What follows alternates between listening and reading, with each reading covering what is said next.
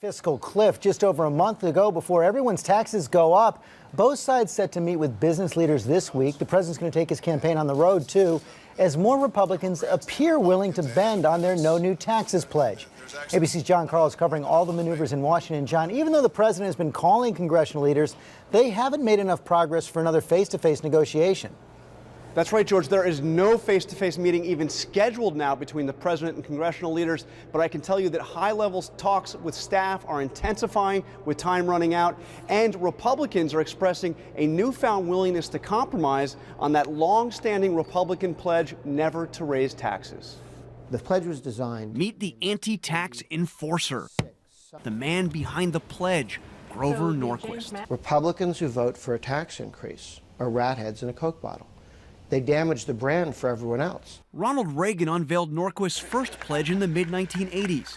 And over the last 2 decades, virtually no Republican has been elected without signing that no tax increase pledge. Now, how many of these things have been signed?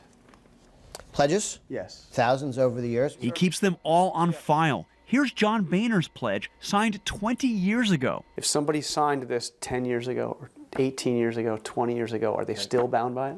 Now, when you got married, did your wife understand there was an expiration date on that promise? And Norquist has consistently warned that anyone who violates the pledge is doomed.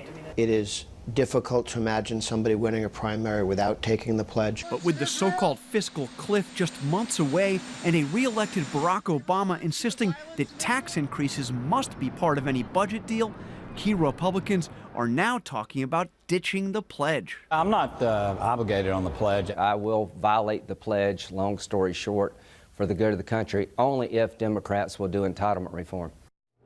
But, George, even Republicans who say they are willing to violate the pledge say they will only do so by closing loopholes, not by doing what the president wants to do, which is raising tax rates. So the side's still pretty far apart. Meanwhile, we heard about Susan Rice, the UN ambassador, going up to Capitol Hill today to meet with many of her critics as the president contemplates whether to appoint her as Secretary of State. And it does appear that some of those critics, at least, like Senator John McCain, are softening their opposition just a bit.